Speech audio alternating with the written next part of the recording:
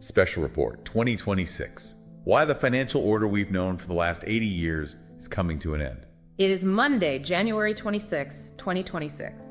If you're listening to this, you've likely sensed the shift in the atmosphere over the last 72 hours. It's palpable. It is, and we need to be clear, we are not doing a standard deep dive today. This is an investigatory intelligence briefing.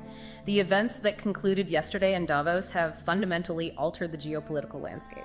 We need to set the stage immediately, because for the past year, we've been tracking all these disparate signals. The trade tariffs, the diplomatic snubs, the sudden, almost frantic movement of central bank gold reserves. Dots on a map. Exactly. But this weekend, the signal became the noise, the picture resolved.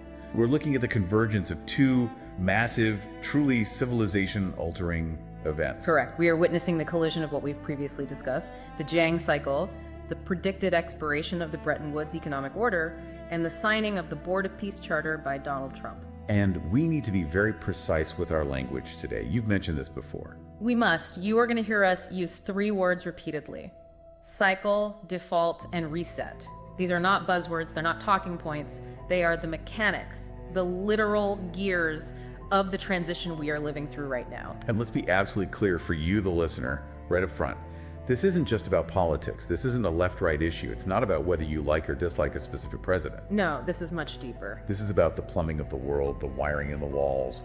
We are talking about a transition from the system established in 1946 to a new, and I think this is the right term, a transactional imperial order. It is. The mission of this briefing is to connect those dots. We need to analyze how the policies we've discussed in our previous briefings, specifically the aggressive trade policies, the 51st State Project, how they were not isolated events. Not random acts of chaos. Not at all. They were the preparation, the groundwork for what happened this weekend. The collapse of traditional dollar dominance and the rise of a pay-to-play global governance structure. Okay, let's start with the economic bedrock. We have to. Before we get to the politics, we have to talk about the event horizon. We've referenced Professor Jiang's theory before, but today it is no longer a theory. No. Today, it's a reality. It's the clock, the 80-year clock. Explain that again, for anyone just joining this conversation. Professor Jiang's analysis of economic history is, at its core, simple. It posits that global economic orders have a shelf life. They are not immortal structures. They're born, they mature, and they die. Like an organism. Precisely. And the Bretton Woods system, which crowned the US dollar as the global reserve currency, which established the IMF, the World Bank, all the institutions we just take for granted, it began in 1946. And you do the math. You do the simple math. 1946 plus 80 years brings us exactly to 2026, right now. Now, I want to push on this because to a layman, that could sound a little bit like numerology. Just because a number matches on a calendar doesn't mean the entire global banking system collapses. What is the actual mechanism of failure here? Why does the clock stop now? It's a fair question. And it's not numerology, it's physics. It's systemic fatigue. That's the term. Systemic fatigue. Think of the global financial system like a steel bridge, an old one. It was engineered to handle a certain load for a certain number of decades. Over time, microfractures appear. The metal fatigues from stress. The debt is the stress. And we've been adding more and more weight to that bridge for decades. Exponentially more. Jiang argues that the shift isn't happening because the East is necessarily stronger, but because the Western system is simply exhausted. It is mathematically, physically impossible to sustain the debt levels and the leverage that have underpinned the last 8 decades. So the end isn't a political choice, it's a mathematical certainty. It is. And that leads us to the second key word, default. We are seeing a strategic default. Let's unpack that term strategic default. Because to the average person, default sounds like you missed a credit card payment and the collection agency is calling. This sounds different, it sounds intentional, calculated. It is entirely intentional. That is why the word strategic is so critical. A strategic default is when a hegemon, in this case the United States, looks at its balance sheet and decides that the debt is no longer payable via any normal means. You can't tax your way out of it. You can't tax your way out. You certainly can't grow your way out of it because the interest payments alone consume all new productivity. So you don't default in the traditional sense. You change the terms of the contract. You reset the game board. And how are they doing that? The U.S. is moving from a world built on paper assets, treasuries, bonds, fiat currency, to a world built on hard assets. on digital gold and physical resources. Which brings us directly to the digital gold rush we've been seeing in the markets over the last 6 months. It's been chaotic. It's not chaos. This is the critical pivot. The intelligence indicates a massive coordinated flight to quality. We are seeing a move into energy, physical gold, certain critical minerals, and specific digital assets that are outside the traditional system. What's the warning here? The warning from the Jiang cycle analysis is stark, and we have to state it plainly. Those holding cash pure, fiat cash at the end of this cycle are designated as victims of history. Victims of history. Their purchasing power is evaporating, not by accident, but by design. The hegemon inflates its debt away, leaving the saver, the pensioner, the person who played by the old rules, holding the bag. This connects directly to what we covered in the Trade Bazooka briefings last year, because at the time, critics called Trump's 200% tariffs and the 51st state project.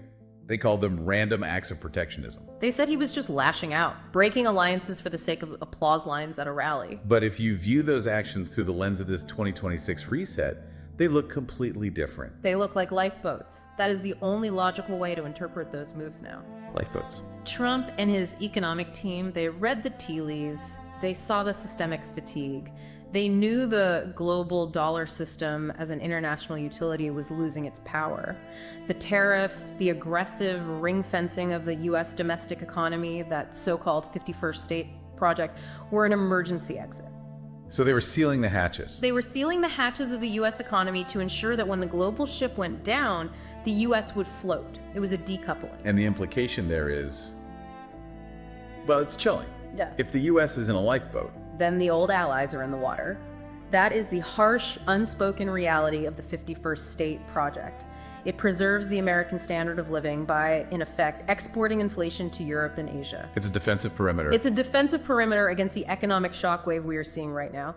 The US is essentially saying, we will no longer subsidize the global order with our balance sheet. We are taking our ball and going home. Okay, so we have the economic stage set.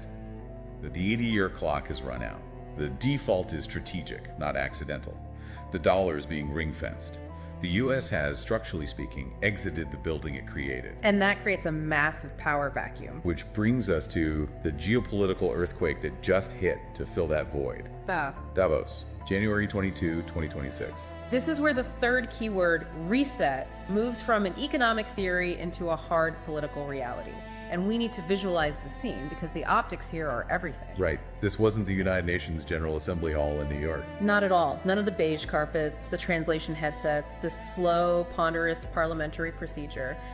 This was a glass-walled suite in the Swiss Alps. High altitude, thin air, and absolute total exclusivity. The signing of the Board of Peace Charter? Correct. And we've reviewed the leaked document. The language is striking. It does not read like a treaty between sovereign nations. What does it read like? It reads like a corporate prospectus. That is a massive distinction. A treaty implies sovereign equality nations, big and small, agreeing to a set of rules. A prospectus implies investors, a management team, and a return on investment. Precisely. This is a hostile takeover of global diplomacy. For 80 years, the UN was the parliament of man. It was bureaucratic, it was slow, it relied on consensus, and it was, in theory, egalitarian. Trump has flipped the table. He has flipped the entire table. He has launched a global rival that operates on a completely different operating system. He is treating the world not as a community to be managed, but as a marketplace to be restructured. So let's talk about the mechanism, because this is the part that's hard to grasp. How do you just replace the UN? You can't just put up a sign that says under new management. No. The UN is entrenched in international law, in thousands of treaties, in the very fabric of how countries talk to each other. You don't replace it by force, you do it through a liquidity crisis. This is the cycle of destruction and creation in action. Over the last year, we watched the US/funding to UNRWA, the WHO, the Human Rights Council, one after the other. At the time, we thought it was just budget cuts, a bit of political posturing. Well, it wasn't. It wasn't. It was a siege, a financial siege. By bankrupting the old order, Trump created a vacuum. The UN, as we speak, is facing a solvency crisis. They cannot pay their peacekeepers in Africa. They cannot fund their aid programs. They are, for all intents and purposes, in Chapter 11. And into that vacuum, into that bankruptcy, steps the Board of Peace. With a solution. A very simple, very brutal pay-to-play model. The structure of this new order is explicit in the charter. First, Donald Trump is named Chairman for life. Chairman for life, that phrase. It usually belongs to dictatorships, not international organizations. It sounds archaic, almost feudal. It does, but in this context, you have to think of it in corporate language. Think of it less like a generalissimo and more like the founder CEO who holds all the super voting shares. Like Zuckerberg at Meta. Yeah, exactly. But on a planetary scale, he is the executive chairman. The charter grants him absolute, unquestionable veto power over every decision. He also has the sole right to appoint or fire members of the board. So there's no General Assembly vote, there's no Security Council. There is only the chairman's approval. And then there's the price of admission. This is the part that has every capital city scrambling. This is the monetization of sovereignty, the two-tier system. Okay, break it down. You can be a standard member, which essentially means you're a tenant in the building. You are subject to the landlord's whims, the chairman's rules. You have no real power. Or you can buy a seat at the table. You can pay the $1 billion commitment bond. $1 billion Yeah. to buy a seat at a diplomatic table. It's unbelievable. It secures a permanent seat, but we have to be very clear about what that means. It's not a vote in the old UN sense. It's a share. You are buying equity in the new global governance structure. It transforms global governance from a right, something every nation has, into a luxury good. A luxury good. If you cannot pay, you are not a stakeholder. You are a subject. You are managed. This fundamentally changes the entire concept of a nation state as we've known it since Westphalia. It replaces sovereignty with shareholding. It is the ultimate capitalist critique of the United Nations. The UN pretended everyone was equal, that Tuvalu had the same vote in the General Assembly as the United States. A polite fiction. A polite fiction that the Board of Peace says is over. The board says, no, you have as much voice as you have capital.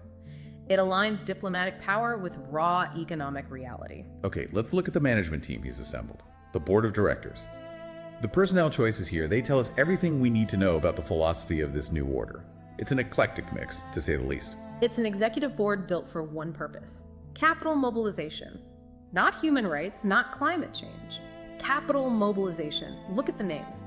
First, you have Marco Rubio. Okay, that one makes sense. He represents the security state, the ideological hawk. He's the bad cop on the board. He is the enforcer. He signals that this board has teeth, it has access to intelligence, it has military backing.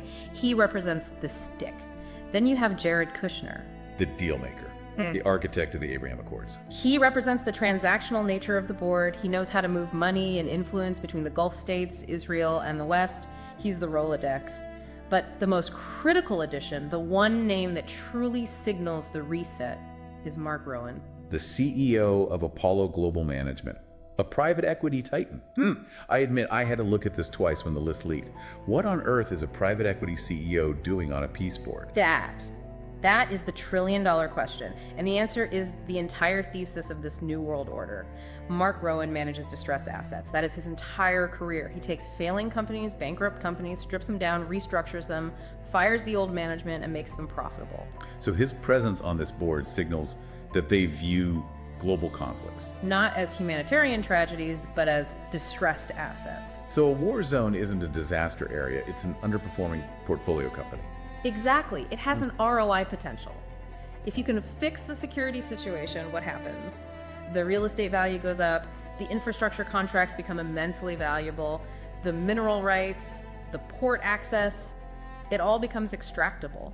This is a total shift in values. It's moving from consensus in human rights to pragmatic judgment and return on investment. And we can't forget the last name on the list, Sir Tony Blair. Yes. The veneer, the gloss of respectability. He provides the institutional legitimacy. He makes it look like diplomacy to the Western eye, to the BBC. He does, but make no mistake, he's been co-opted. He no longer works for the West or the abstract international community. He works for the board. He's effectively the head of investor relations, smoothing over the rough edges for the European press. So we have the theory, the structure, the personnel, but we also have a concrete example of how this operates. We don't have to guess. We have the prototype, Gaza. This is where theory hits the ground, hard. The Gaza case study is the blueprint. It is the proof of concept for the entire 2026 reset. To understand it, we have to go back to late 2025. You remember UN Resolution 283? Of course. The whole world celebrated that. It was seen as a major diplomatic breakthrough. The UN was finally doing something. It was a bait and switch, Yep. masterful one. The world thought they were binding Trump into a UN-led process. They thought Resolution 283 was a standard peacekeeping mandate. But it wasn't. He used it to authorize his own replacement force. He used the UN's legal authority as a shell to kill the UN's operational control. It was a Trojan horse. And out of that horse comes the International Stabilization Force, the ISF. And notice the composition. This is critical. These are not UN blue helmets from Sweden or Fiji with restricted rules of engagement.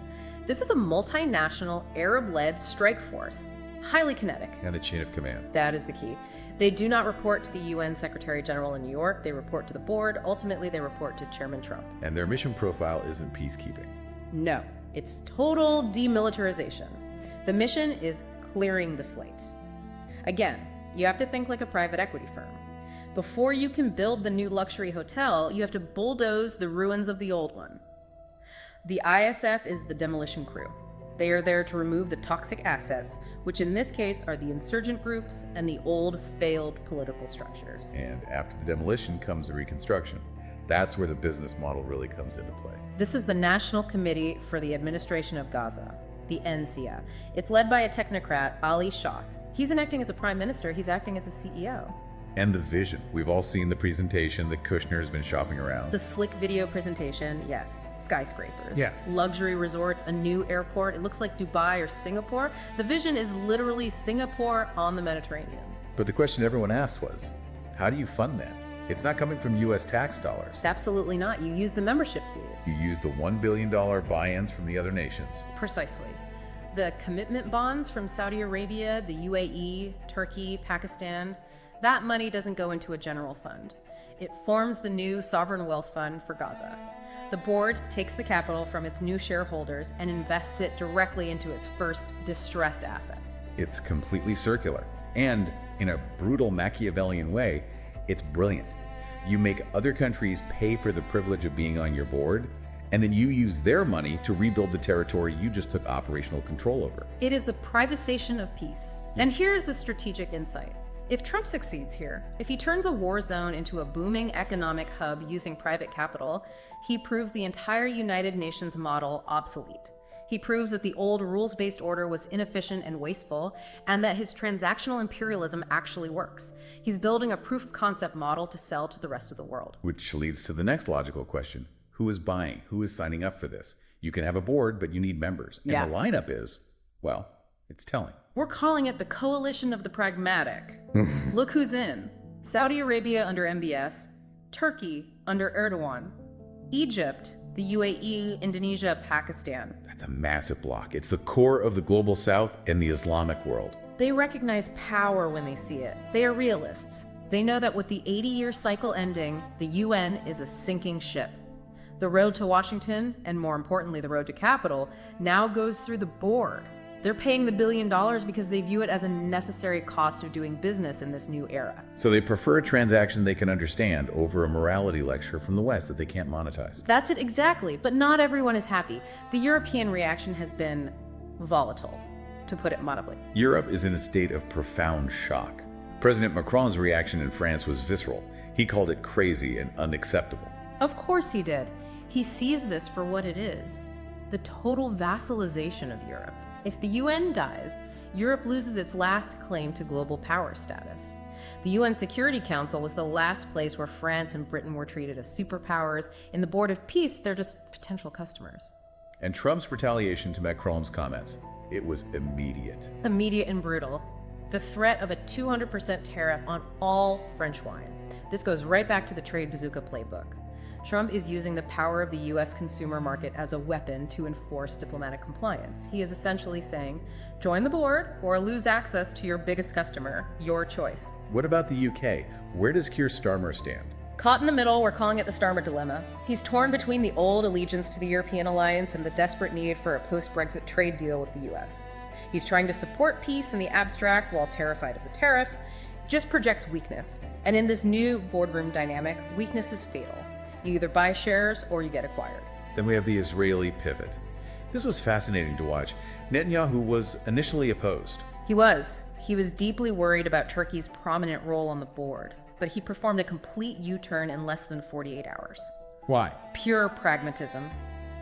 It is better to be at the imperial court, even with your rivals, than to be frozen out completely. If he stays outside, the board decides Gaza's future without him. If he pays the entry fee, he gets a seat on the executive committee. It's a simple calculation of power. But the biggest shock, the one that really signals the depth of this reset, is Russia. Vladimir Putin, invited to the table by the chairman. And the payment method. This is the detail that when I first read it, it floors me. It feels like something out of a political thriller. It's the ultimate irony, the ultimate demonstration of the new rules. Putin suggested paying his $1 billion fee using the frozen Russian assets currently held in the US financial system. The very money the West seized to punish him for the war in Ukraine. And Trump is allowing it. He's letting Putin use that money to buy his way back to legitimacy. This is the deep analysis point we need to drive home for everyone listening. This is the total rehabilitation of autocracy via capital. So Trump is saying? He is saying, I don't care about sanctions. I don't care about the past. I care about the liquidity you bring to the deal today. It's the end of morality as a foreign policy tool. It effectively ends the entire post-Ukraine sanction regime in a single signature. It does more than that. It validates the core principle of this new order. Money washes away all sins. If you can pay the bond, you are back in the club. It proves that in this new world, liquidity is the only virtue. So where does this leave us? The board is set. The players have bought in. The old guard, Europe especially, is shouting from the sidelines, but they seem powerless. It leaves us with the final verdict, the conclusion. The death of the old order is no longer a prediction. It's a liquidity event happening in real time. The UN is facing bankruptcy. The board is massively capitalized. In a capitalist world, capital always wins. The shift from a rules-based order to transactional imperialism isn't coming. It's complete. And we must warn you, the listener. This is not just high-level geopolitics that happens over there on the news. This affects you directly. How? Explain the mechanism. For the person listening to this on their commute right now, How does this change their life? Through the strategic default. Through the currency apocalypse we discussed at the very beginning. As this new system takes hold, the value of traditional fiat currency, the money in your bank account, is evaporating. Because the dollar's role has changed. The dollar as a global utility is gone. It is now a weaponized domestic asset. If you are holding your wealth in the old system's paper, in long-dated government bonds, in cash savings accounts, you are watching it burn. The purchasing power is being systematically transferred to the holders of hard assets. The world is being auctioned off. And the gavel has already fallen. We are entering a period where sovereign rights are purchased, where peace is a construction contract, and where history will be written by the shareholders. It's a sobering reality. The 80-year vacation from history, as some have called it, is over. The bill has come due. Indeed. And we must navigate this with eyes wide open. There can be no more happy talk. Just the cold reality of the cycle. We will continue to monitor the implementation of the ISF and the capitalization of the Gaza Sovereign Wealth Fund. But for now, we leave you with the only truth that matters in a moment like this. Sejarah tidak pernah berbohong, ia hanya berulang. History never lies, it only repeats.